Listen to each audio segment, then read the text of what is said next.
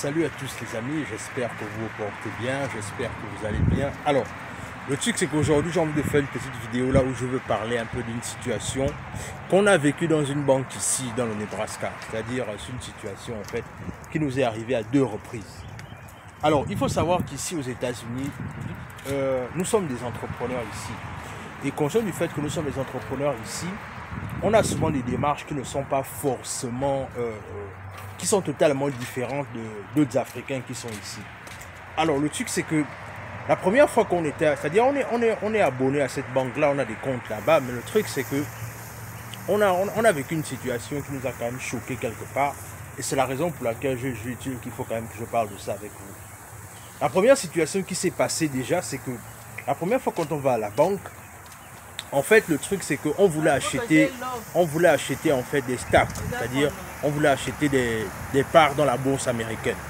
C'est-à-dire on est parti, on est allé voir le banquier et on a voulu acheter des parts dans le stock market.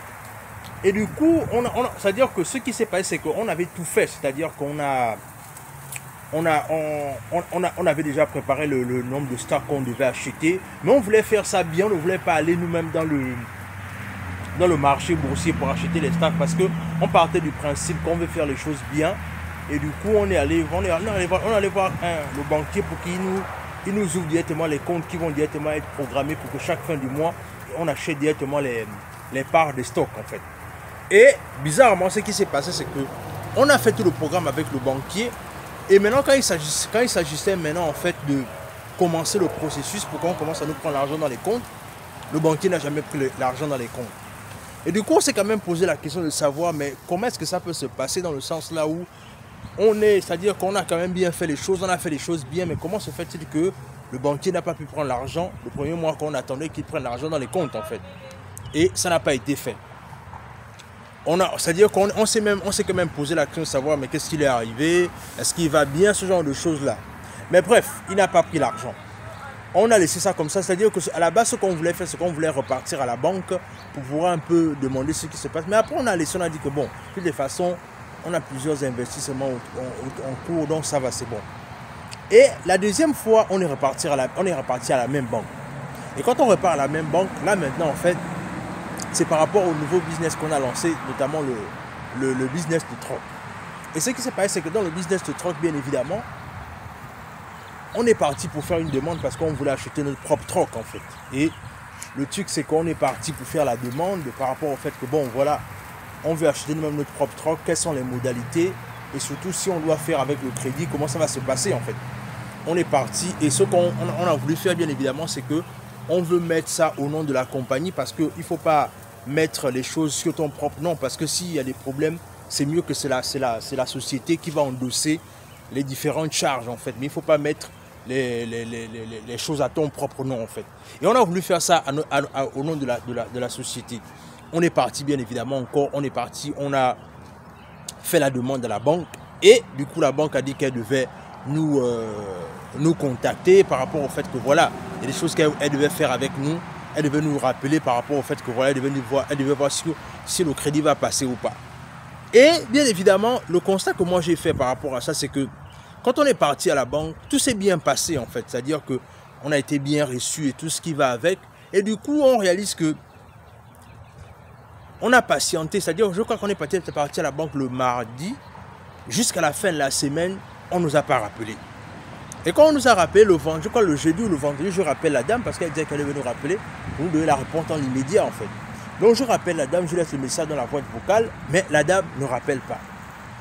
Et du coup, on se retrouvait dans une certaine situation là où on se dit mais qu'est-ce qui se passe en fait. Et le truc c'est qu'à la fin, ils ne nous ont pas appelés, mais nous-mêmes on a pris les devants, on est allé nous-mêmes trouver notre troc pour commencer notre business. Alors, pourquoi est-ce que je te raconte cette histoire en fait?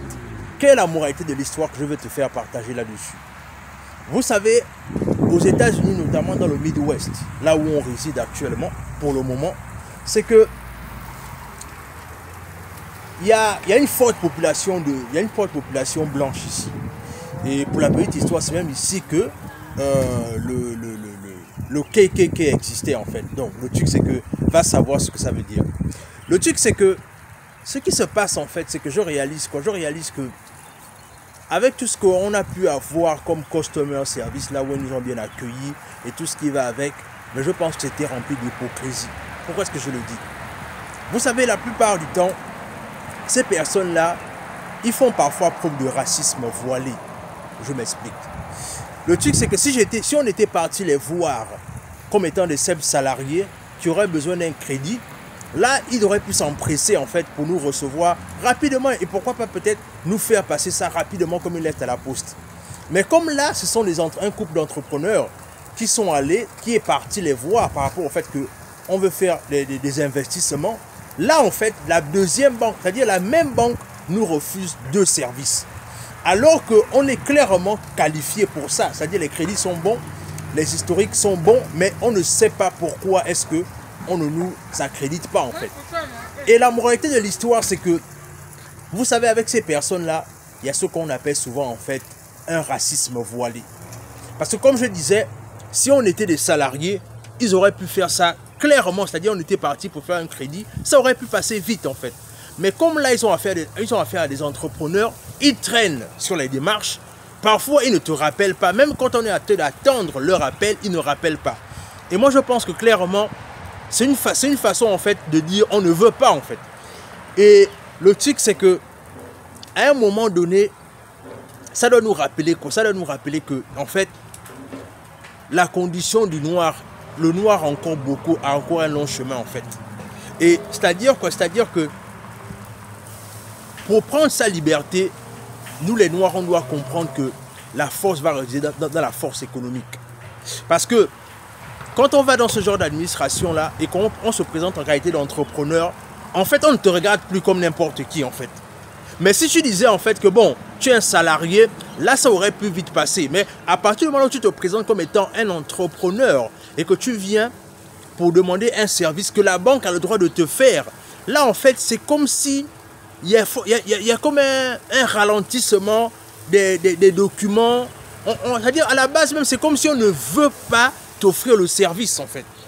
Et c'est vraiment ce que je comprends dans le long terme, c'est que la banque là ne peut pas nous refuser 2 services en même temps. C'est-à-dire le premier service, comme je vous ai parlé des stock market, et là encore c'est maintenant pour faire le business crédit par rapport au trucking. Donc vous voyez qu'à un moment donné, 2 services dans la même banque, c'est qu'il y a un problème. Et le truc c'est que comme je vous disais, nous les Africains, il n'y a que comme ça qu'on va forcer le respect de ces gens-là. C'est-à-dire, comme je disais, on se présente en qualité d'entrepreneur. Là, en fait, on nous regarde bizarrement. On nous regarde que, mais ça, c'est... Parce que moi, je pense que dans le fond, ils sont un peu hébétés par rapport au fait que... Mais comment est-ce que ces personnes-là arrivent à avoir des opportunités dans notre pays, en fait? Et c'est quelque part un peu ce côté-là, en fait, que j'ai envie de faire ressortir. Dans tous les cas, dis-moi ce que tu en penses en commentaire. Est-ce que je suis peut-être en train de voir les choses au niveau que je ne devrais pas voir? Dis-moi ce que tu en penses. Est-ce que tu penses que c'est une situation qui est en rapport avec le racisme? J'ai vraiment envie de te lire là-dessus. Dis-moi ce que tu en penses en commentaire parce que j'ai envie de savoir ton avis en fait. Dis-moi ce que tu en penses. Abonne-toi à la chaîne, partage la vidéo autour de toi, laisse un like, laisse un commentaire et sur ce, on se dit à la prochaine.